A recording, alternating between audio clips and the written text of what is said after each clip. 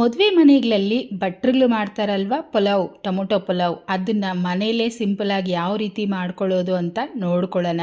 ಅದು ದಮ್ ಹಾಕಿ ಮಾಡ್ತಾ ಇದ್ದೀನಿ.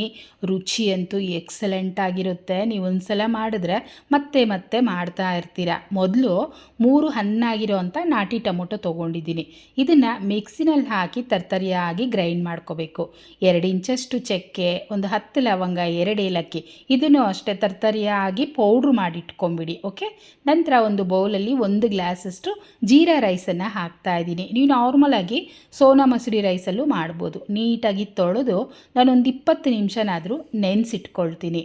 ನಂತರ ಒಂದು ದಪ್ಪ ಇರೋವಂಥ ಪಾತ್ರೆ ತೊಗೋಬೇಕು. ಅದರಲ್ಲಿ 4 ಸ್ಪೂನಷ್ಟು ಎಣ್ಣೆ ಹಾಕಿ ಬಿರಿಯಾನಿ ಸ್ಪೈಸಸ್ ಸ್ವಲ್ಪ ಸ್ವಲ್ಪ ಹಾಕ್ಕೊಳ್ಳಿ, ಹೆಚ್ಚಿಗೆ ಹಾಕಬಾರ್ದು. 1 ಕಡ್ಡಿ ಕರಿಬೇವು, 2 ಹಸಿಮೆಣಸಿನ್ಕಾಯಿ, ಘಮ ಘಮ ಅಂತ ಸ್ಮೆಲ್ ಬರೋವಾಗ 1 ಈರುಳ್ಳಿ ಹಾಕ್ಕೋಬೇಕು. ಈರುಳ್ಳಿ ಹಸಿ ವಾಸನೆ ಹೋಗೋವರೆಗೂ ಚೆನ್ನಾಗಿ ಫ್ರೈ ಮಾಡ್ಕೊಳ್ಳಿ. ನಂತರ ಇದರಲ್ಲೇ 1 ಟೇಬಲ್ ಸ್ಪೂನಷ್ಟು ಶುಂಠಿ ಬೆಳ್ಳುಳ್ಳಿ ಪೇಸ್ಟು ಮತ್ತು ನಾವು ರುಬ್ಬಿಟ್ಕೊಂಡಿದ್ದೀವಲ್ವ ಟೊಮೊಟೊ, ಅದನ್ನು ಸಹ ಸೇರಿಸ್ಕೊಳ್ತಿದ್ದೀನಿ. ಇದ್ರ ಜೊತೆಯಲ್ಲಿ 1 ಟೊಮೊಟೊನೂ ಕಟ್ ಮಾಡಿ ಹಾಕ್ತಾಯಿದ್ದೀನಿ. ಚೆನ್ನಾಗಿರುತ್ತೆ ಕಟ್ ಮಾಡಿ ಹಾಕೋದ್ರಿಂದ. ಈಗ ಟೊಮೊಟೊ ಹಸಿ ವಾಸನೆ ಪೂರ್ತಿ ಹೋಗಬೇಕು. ಆ ರೀತಿ ಚೆನ್ನಾಗಿ ಫ್ರೈ ಮಾಡ್ಕೊಳ್ಳಿ. ಅಂದರೆ ಎಣ್ಣೆ ಸೈಡಲ್ಲಿ ಬಿಟ್ಕೊಂಡು ಕಲರ್ ಪೂರ್ತಿ ಚೇಂಜ್ ಆಗುತ್ತೆ ನಮಗೆ ನೋಡಿ ಈ ಥರ.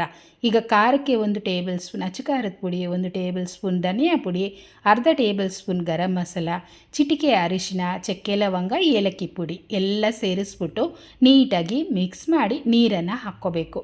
ನಾನು 1 ಗ್ಲಾಸ್ ರೈಸ್ ತೊಗೊಂಡಿದ್ದಲ್ವ, ಅದಕ್ಕೆ 2 ಗ್ಲಾಸಷ್ಟು ನೀರನ್ನು ಹಾಕ್ಕೊಳ್ತಾ ಇದ್ದೀನಿ. ನಿಮಗೆ ಮೆತ್ತಗೆ ಬೇಕು ಅಂದರೆ 2.5 ಗ್ಲಾಸಷ್ಟು ನೀರನ್ನು ಧಾರಾಳವಾಗಿ ಸೇರಿಸ್ಕೋಬೋದು.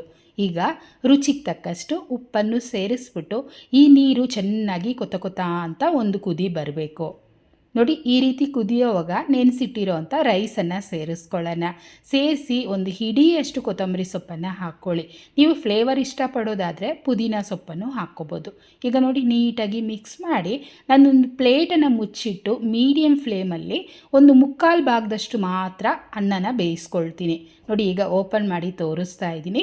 1/4 ಭಾಗ ಬೆಂದಿದೆ ಅಲ್ವಾ. ಈಗ 1-2 ಸ್ಪೂನಷ್ಟು ತುಪ್ಪನ ಹಾಕ್ಕೋಬೇಕು.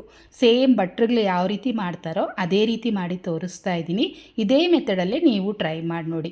ಲೈಟಾಗಿ ಮಿಕ್ಸ್ ಮಾಡ್ಕೊಳ್ಳಿ.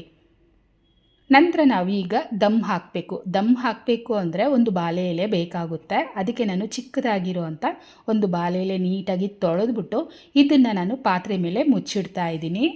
ಮುಚ್ಚಿಟ್ಟು ಒಂದು ಪ್ಲೇಟನ್ನು ಇಟ್ಬಿಟ್ಟು ಭಾರವಾಗಿರೋ ಅಂಥ ಐಟಮ್ ಏನಾದರೂ ಇಡಬೇಕು. ನಾನೊಂದು ಕಲ್ಲನ್ನು ಇಟ್ಕೊಳ್ತಾ ಇದ್ದೀನಿ. ಅಂದರೆ ದಮ್ ಹಾಕಬೇಕು ಅಂದರೆ ಒಳಗಡೆನೇ ಬೇಯಬೇಕು, ಸಿಮ್ಮಲ್ಲೇ ಬೇಯಿಸ್ಕೋಬೇಕಾಗುತ್ತೆ.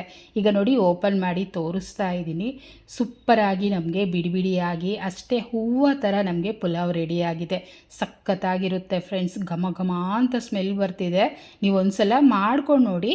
ಯಾವಾಗಲೂ ಇದೇ ರೀತಿ ಮಾಡ್ತಿರ್ತೀರ, ಅಷ್ಟು ಚೆನ್ನಾಗಿರುತ್ತೆ. ಈಗ ತಟ್ಟೆಯಲ್ಲಿ ಸರ್ವ್ ಮಾಡ್ಕೊಳ್ಳೋಣ. ಇಷ್ಟ ಆಯಿತಾ? ಹಾಗಿದ್ದರೆ ಇವತ್ತೇ ಟ್ರೈ ಮಾಡಿ. ಹೇಗೆ ಬಂತು ಕಮೆಂಟ್ ಮಾಡಿ, ಲೈಕ್ ಮಾಡಿ, ಶೇರ್ ಮಾಡಿ, ಚಾನಲ್ನ ಸಬ್ಸ್ಕ್ರೈಬ್ ಮಾಡ್ಕೊಳ್ಳಿ. Thank you.